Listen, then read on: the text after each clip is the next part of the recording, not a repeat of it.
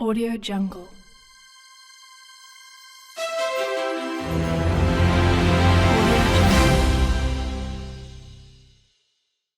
The two of them were very happy. My name is Muyun, and my dream is to meet a group of reliable partners and go on an adventure without regrets. Please help me. Everyone was stunned when they heard Muyun's invitation. Very interesting. I want to join.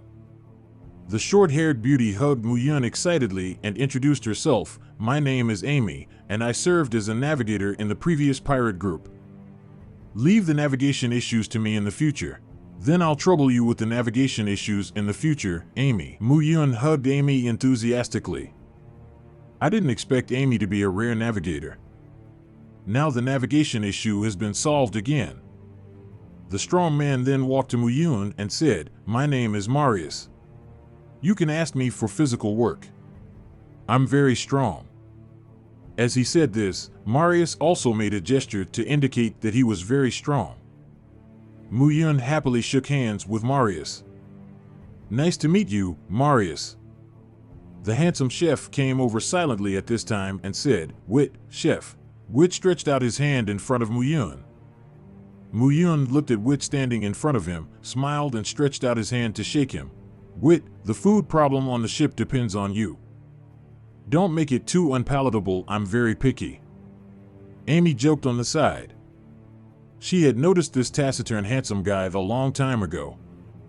His handsome face was very consistent with her mate selection criteria. Wit immediately hid his body behind Muyun, asking Muyun to stop the enthusiastic Amy. Muyun, who was pushed to the middle, smiled helplessly and said, Okay, let's make trouble later. He turned his head and looked at the sloppy uncle standing aside. Uncle, introduce yourself too. The sloppy uncle glanced at everyone and said lightly, I didn't say I must join you. Hearing this, the atmosphere around them suddenly became cold. Amy and others all stared at the sloppy uncle in front of them. How dare you not give face to your captain? Reiju looked at Muyun with amusement. Let's see how you deal with the situation in front of you. Hey, uncle. Our captain invited you out of kindness because he saw that you were pitiful and lonely. Don't be ungrateful. Amy was angry and wanted to rush up and beat him up. After all, not giving face to the captain is not giving face to her. Maris on the side hugged Amy and advised, Don't do this, Amy. Don't make it difficult for the captain. Muyun smiled and waved at Amy, signaling her to calm down. Uncle, we didn't force you to join us. It's just that since you haven't found your own place yet, why not go with us for a while? Search while traveling. When you find it, you can leave at any time. Hearing Muyun say this, the sloppy uncle smiled slightly on his serious face. Since you said so, I can only trouble you during this period of time. Roget is a swordsman, please give me more advice. Hearing that he agreed, Muyun smiled happily and said, Welcome. Great, now the combatants, cooks, and navigators are in place. One more doctor is needed, and the basic conditions for sailing are complete. Where can I find a good doctor? Muyun began to worry. After all, a sailing ship must have a good doctor. After all, sailing on the sea, sometimes if you are unlucky, you will drift on the sea for a long time. If there is any disease at this time, there is no good doctor on the ship.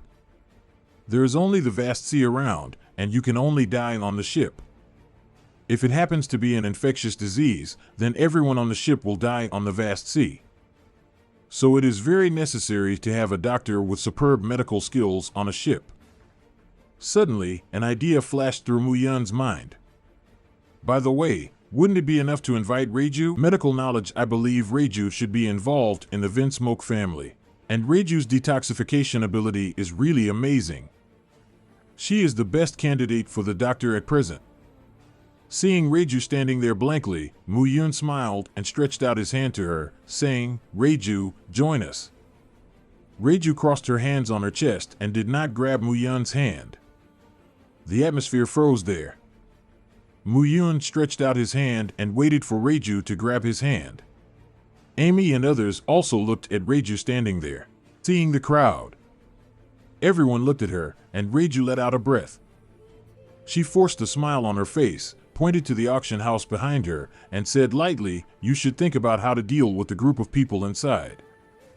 Reiju did not answer Muyun's invitation. She changed the subject and asked Muyun what to do with scarecrows and others in the auction house. "By the way, we still have to deal with those guys." Seeing that Reiju changed the subject, Muyun could only temporarily put aside the idea of recruiting her. He put down his hand and frowned at the auction house in front of him. As Muyun's hand slowly dropped, Reiju's mood gradually sank. She wished Muyun could hold on for a while. "Sure enough, how could anyone need someone like me? Muyun, leave the people inside to me."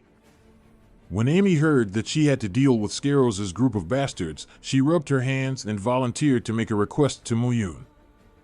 After all, if Muyun hadn't rescued her, she might have been sold as a commodity now.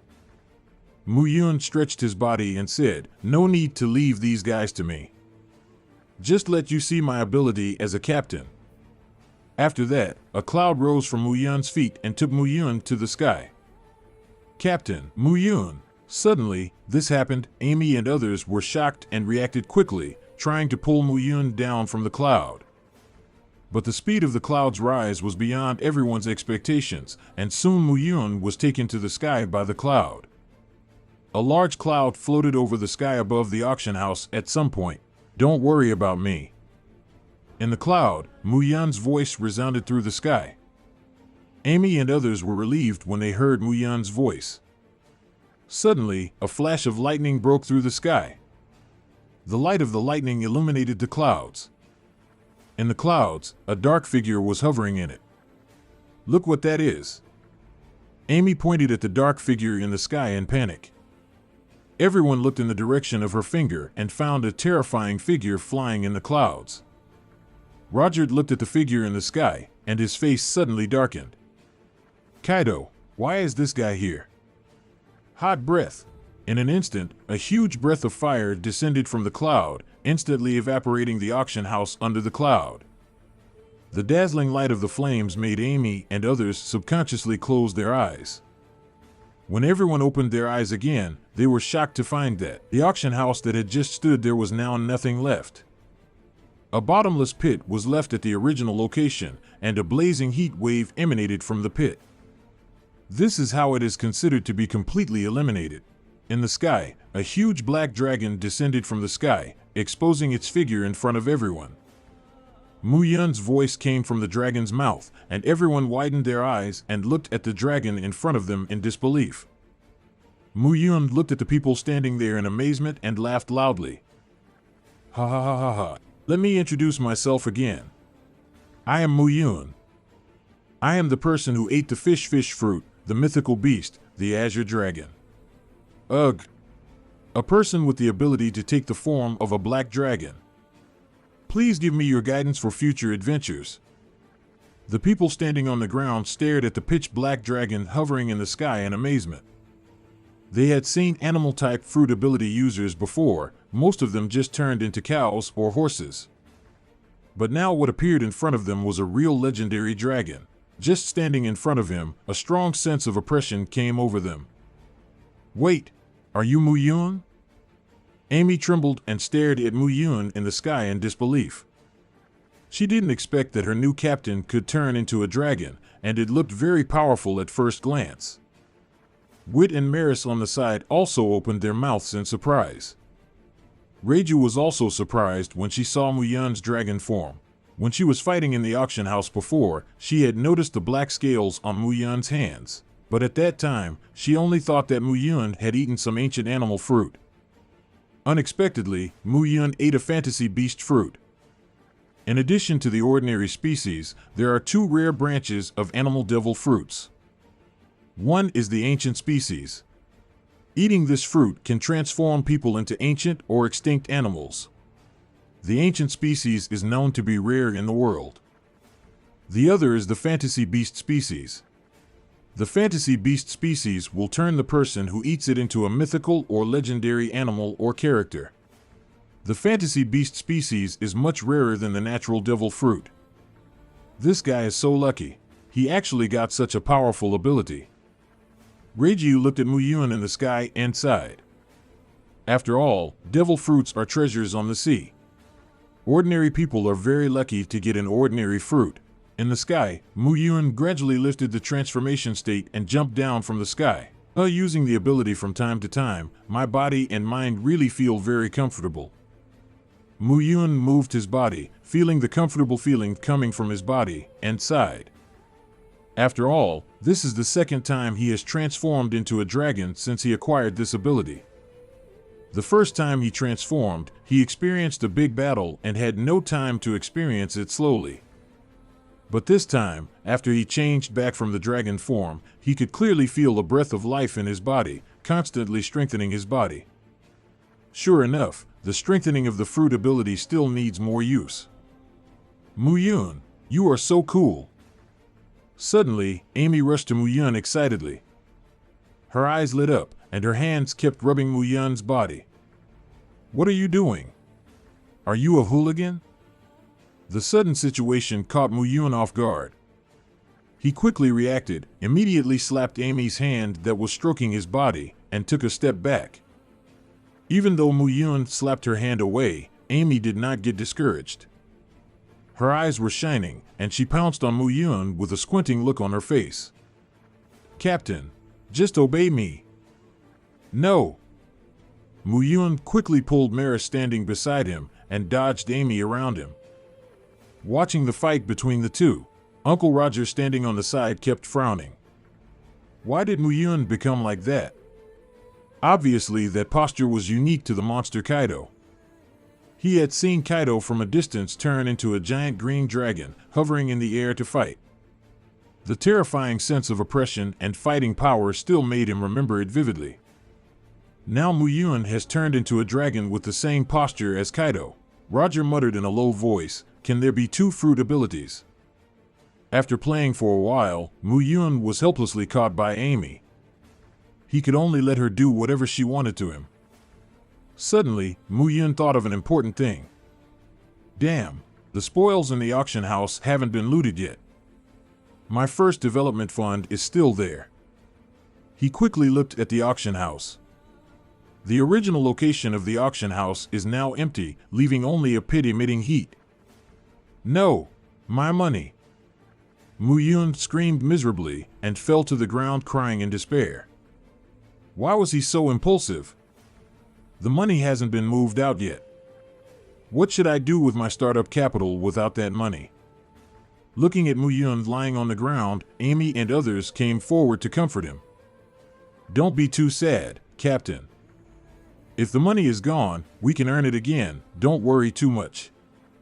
Wit also walked to Muyun, squatted down, patted Muyun on the shoulder, and expressed his comfort. Puff, Reiju looked at Muyun, who was crying on the ground, and laughed secretly.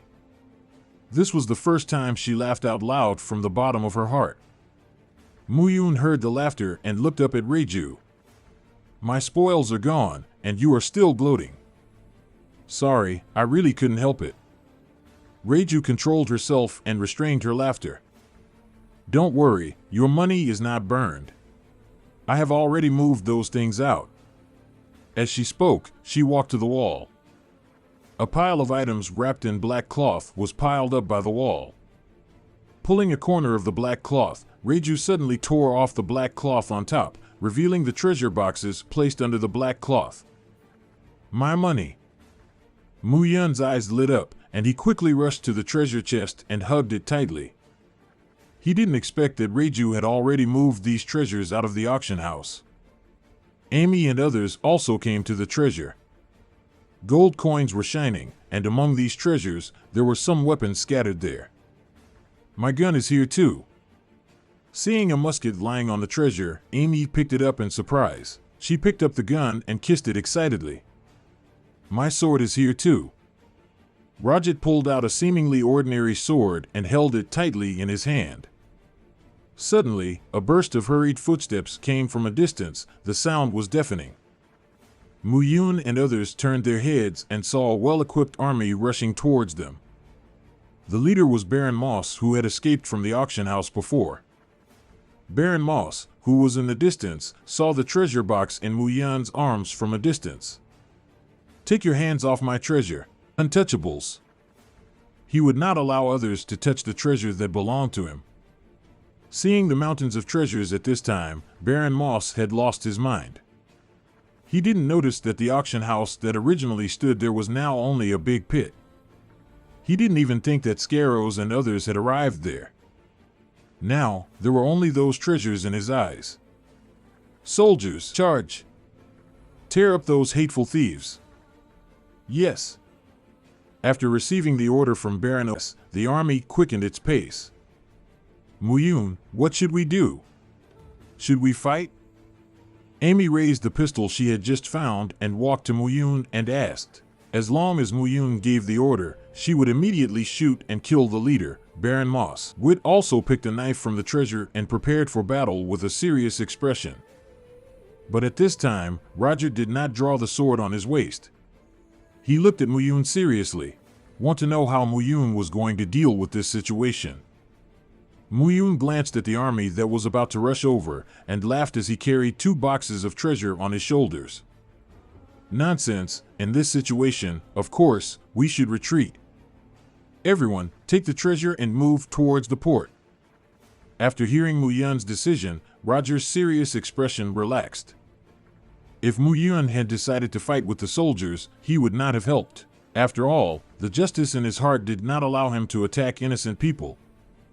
These soldiers were just following orders, not bad people. "Marius, move these things away." Mu Yun carried the treasure chest and urged Marius, who was standing stupidly, to move things quickly. Everyone quickly moved the treasures on the ground and followed Mu Yun to the port. Baron Moss in the distance saw that all the treasures were taken away by Mu Yun and others and shouted angrily, "Untouchables! Put down those treasures!" Then he glared at the soldiers around him fiercely and urged anxiously, "Hurry up and catch up with them. You must take my treasure back from them. If you can't get it back, you will all be demoted." Hearing Baron Moss's urging orders, the soldiers dared not speak. In any case, they were all under the orders of Baron Moss, so they could only speed up their pace and chase in the direction of Mu Yun and others. Running on the street to the port, Amy ran to Mu Yun and asked, "Mu Yun, which ship parked at the port is our ship?" She thought Mu Yun asked everyone to run towards the port, and Mu Yun must have a ship parked at the port. "Ah." Mu Yun turned his head and said in confusion, "There is no ship in the port that belongs to me." "What?" Amy and others shouted at Mu Yun in disbelief. "Don't tell me that you haven't thought of a plan to escape." Amy asked anxiously. After all, there was a group of soldiers chasing them behind them. If the port didn't have a ship ready for escape in advance, why would they run to the port?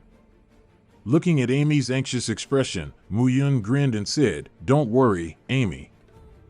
I have thought of a way to escape. Everyone hurry to the port."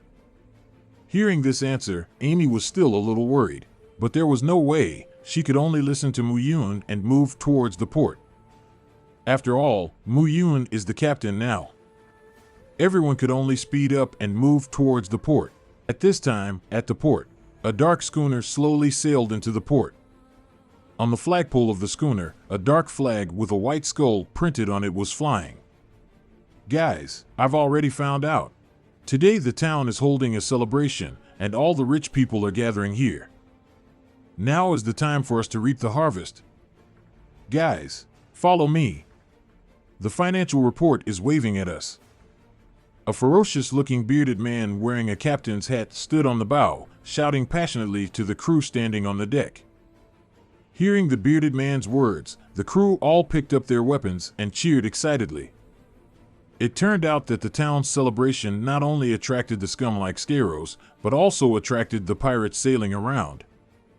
After all, when the celebration was held, there would definitely be merchants smelling the smell and coming to the town, just in time to take advantage of the night when the guards were weak, raid the town to burn, kill, and loot. The pirate ship slowly stopped, and everyone on the ship couldn't wait. They looked at the captain standing on the bow excitedly, waiting for orders. "Men, The treasure and women are in the town, waving to us. Let's go. The bearded man drew out the long knife from his waist and jumped off the boat. His men also ran down the boat with excitement. After all, the treasure and women in the town are waving to them. Suddenly, a burst of hurried footsteps reached everyone's ears. What's going on? The bearded man looked in the direction of the footsteps in surprise, and a cloud of dust quickly rushed towards the port. Did they receive the news? Are they prepared? The bearded man's face changed, and he glared at his men behind him fiercely. Is there a traitor among these bastards? Otherwise, how could so many people rush to the port at this time? Soon, the bearded man didn't care about these things. He frantically put the knife in his hand to his mouth and licked it with his tongue. The most urgent task now is to solve the trouble in front of him, even if he is prepared. His 25 million Bailey bounty is not just for show. Guys, get ready for battle. Yes, Captain. The pirates quickly tightened their weapons and prepared for battle. The footsteps were getting closer and closer, and the bearded man had already seen the situation clearly. A group of guys dressed in different styles were carrying many treasure chests and running towards the port. Behind them was a team of well-equipped soldiers. Little guys, go in. The bearded man raised his hand and was about to order his men to attack when he suddenly found that the guy running in the front had actually quickened his pace. Is this guy blind and can't see the pirate ship next to them? Why would he speed up? On the other side, Mu Yun and others also found the two-masted sailing ship docked at the port from a distance. Amy, look, the ship is coming, Mu Yun said happily to Amy beside him. This ship seems to be a pirate ship. Roget looked at the ship docked at the pier, saw the skull flag flying on the ship, and reminded. Mu Yun grinned and said, "That's perfect. We can use it directly after we grab it." After saying that, Mu Yun quickened his pace and rushed towards the bearded man and others. Heavenly thunder! Mu Yun shouted to the sky. Suddenly, a thick silver lightning bolt fell from the sky and instantly landed on the bearded man and others.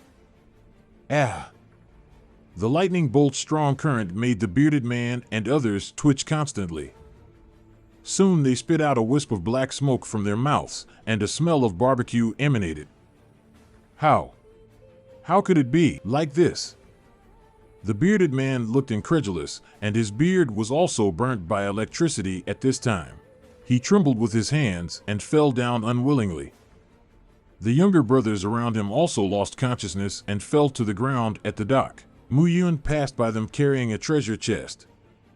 Suddenly, the captain's hat on the bearded man's head attracted Mu Yun's attention. He threw the treasure chest on his shoulder onto the pirate ship on the side, reached out and took off the bearded man's hat and put it on his head. How is it? Mu Yun posed with the captain's hat. Do you have the aura of a captain? But no one paid any attention to him. Amy and others hurriedly ran past him and rushed to the pirate ship. After Amy got on the ship, she shouted to Mu Yun under the ship, "Captain, hurry up and get on the ship, we are leaving." Oh. Mu Yun took off the hat on his head in disappointment, raised his leg and jumped, and landed steadily on the deck of the pirate ship. You really have no taste at all. Listen to my command now. Amy stood in front of the rudder, holding the rudder with both hands, and shouted to Mu Yun and others with a serious expression, "Marius, weigh the anchor. Roger, raise the sail." Marius and Roger immediately acted according to Amy's instructions, and Reiju and Wit also began to help. Only Mu Yun looked at everyone's busy figures and stood there stupidly. He wanted to help but couldn't, because he didn't know how to operate it. He approached Amy and whispered, "Amy, look at what I'm doing. Captain, you just need to stand on the bow and show off. Don't bother us." The two of them were so busy that they had to wait for the next battle. Yes. Amy's tough tone made Mu Yun subconsciously stand at attention and salute. "No, I'm the captain of this ship." But he looked at the people around him who were preparing for the voyage in an orderly manner, so he had to walk to the bow silently. "Asshole, speed up. Don't let them escape." Baron Moss found that Mu Yun and others were on a pirate ship and were about to leave the port, and he shouted anxiously to the soldiers around him. The surrounding soldiers could only try their best to catch up. When they finally ran to the port, Mu Yun and others were already driving the ship towards the sea. Mu Yun stood at the bow, waved to the pursuers on the shore, and shouted, "Goodbye, everyone." Baron Moss looked at Mu Yun and others who were slowly going away, and looked at the soldiers around him angrily. "It's all your fault. Now let the thieves run away. Everyone get on board. Keep chasing. We must get those treasures back." A general among the soldiers walked up to him. "Lord Baron, we may not be able to catch these people if we chase them now." He pointed to the bearded man and others lying on the ground and said, "It just so happens that there are still some pirates lying here. We can definitely catch them and report them to the king. This way we can also gain some merits, and it won't be considered a failure." He didn't want to lead the soldiers to chase Mu Yun and others. After all, going out to sea at night is not only dangerous, but even if they are caught up, the treasure will not be shared with them. It's better to catch all the pirates lying on the ground here. Then they reported to their superiors that they had desperately arrested a group of pirates who were preparing to attack the town. In this way, they could easily get a credit, and promotion and salary increase would not be a dream. Baron Moss's eyes were full of bloodshot, and he looked at the general angrily. "Can't you hear me? Hurry up and get on the ship. Get my treasure back." The general saw that Baron Moss was unmoved by his suggestion and still wanted to go out to sea to chase Mu Yun. He could only sigh helplessly and replied, "Yes, Baron. Everyone line up to board the ship. Chase at full speed." "Yes." The soldiers quickly ran to a warship parked in the port, and Baron Moss and the general followed on the ship. On the sea, Mu Yun opened his arms, squinted his eyes, and enjoyed the moist sea breeze blowing on his face. "Finally, my adventure has finally begun. I don't know if Luffy, the chosen son, has gone out to sea at this time." He was still thinking about sparring with Luffy, who hadn't awakened his fruit ability. After all, even Kaido, who was so strong, was defeated by Luffy, who had awakened his fruit ability. He could only bully Luffy while he was still awake. "Captain, it seems that a ship is following us." Just when Mu Yun was imagining the scene of fighting with Luffy, Amy's voice suddenly came. Mu Yun flashed to the stern and muttered dissatisfiedly, "Who is disturbing me to think about things?" He looked closely and saw a mighty warship sailing quickly behind them. The distance between the warship and their ship was getting closer and closer. Mu Yun also saw Baron Moss, who had chased them in the port before, standing on the bow and dancing excitedly. "Captain, at this rate, we will soon be caught up by their ship. What should we do? Are we ready to fight?" Amy asked Mu Yun for his opinion. After all, Mu Yun is now the captain. Roger and the others also looked at Mu Yun standing at the stern, waiting for Mu Yun's instructions. Mu Yun smiled and waved his hand easily. "Don't worry, they can't catch up with us. It's just right to use them to test my little tricks." Mu Yun took a deep breath, and his whole stomach was filled with air and bulged. Bad wind. In an instant, several wind blades came out of Mu Yun's mouth and attacked the warships chasing from behind. The wind blades were as sharp as a sickle, and the sails of the warships behind were torn to pieces by the wind blades in an instant. The strongest wind blade instantly cut off the thick mast of the ship, and the mast fell on the deck of the warship. Enemy attack! Everyone calm down and get ready for battle. The sudden situation made Baron Moss lose his sense of proportion, and he stood there dumbfounded. Seeing this, the generals around him immediately gave orders to the panicked soldiers around him. Afterwards, the general held a knife and looked at Mu Yun's ship in front of him with a serious expression. He waited anxiously for the next wave of attacks. No matter what, the next wave of attacks must be stopped. If this warship is attacked with such power again, it will definitely fall apart. But he waited for a while, only to see the ship in front slowly moving away, and did not launch a second round of attacks on them. He was a little confused. Was the attack just now their last resort? Otherwise, why didn't they continue to attack? Looking at the ship gradually disappearing in front of him, the general breathed a sigh of relief and relaxed his whole body. After all, it was Baron Moss's order to chase them. Now Baron Moss was already scared there, and there was no point in them continuing to chase. He quickly ordered his men to turn around and return to the port. There was still a group of pirates waiting for them to pick up leaks in the port, so there was no need to fight such a strong opponent. Turn around, let's go back to the port. Yes. The soldiers immediately got busy, turning around and heading back to the port, fearing that their superiors would go back on their word. On the other side, on Mu Yun's ship, Amy asked Mu Yun, "Captain, why don't you sink them? After all, sinking those guys will solve the problem once and for all. What if these guys catch up again?" Mu Yun waved his hand indifferently and said, "Anyway, they are not chasing us now. We can just sink their ship when they catch up again." Reiju on the side smiled and joked, "With the speed of this ship, the enemy should catch up soon." As he spoke, he stepped on the deck that was tilted due to disrepair, and the creaking sound surrounded everyone's ears. Mu Yun smiled awkwardly and said, "After all, this is a free thing, let's make do with it for a while. When we reach the Seven Waters city of the Grand Line, we must change to a ship that truly belongs to us." Amy laughed heartily and patted Mu Yun on the shoulder, laughing, "Ha ha ha, then Captain, you have to work hard. With the money we have now, it is far from enough to change to a good ship. Don't worry, I know there is a place where the treasure is hidden. I will definitely collect enough money when we reach the Seven Waters city." Mu Yun patted his chest confidently. After all, although his memory is a bit confused, he still remembers that there is gold everywhere on the Sky Island.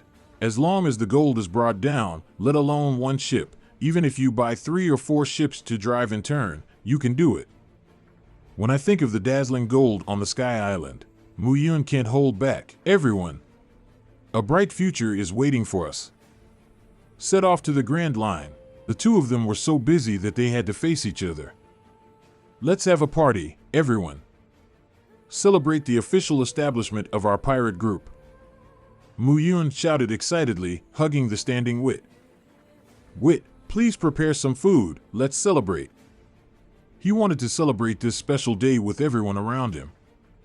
After all, from this moment on, Mu Yun truly felt that he belonged to this world. He truly had his own belonging in this world of One Piece. Wit nodded with a smile, and then walked towards the interior of the cabin. After all, a good cook cannot cook without rice, and if there are no ingredients, you can't make delicious food at all. By the way, I have to find out if there is any good wine on this ship. Mu Yun hurriedly followed Wit into the cabin and searched around. After all, since it is a banquet, good wine is indispensable. "Captain, I will help too." Maris smiled innocently and followed Mu Yun to look for the shadow of wine. "Thanks, Maris." Mu Yun patted Maris's strong shoulders and pointed to the side and said, "Help me look there." Everyone began to get busy for the next banquet. On the deck, Reiju leaned against the side of the boat, listening to the sound of the waves hitting the hull around her, frowning and wondering what she was thinking.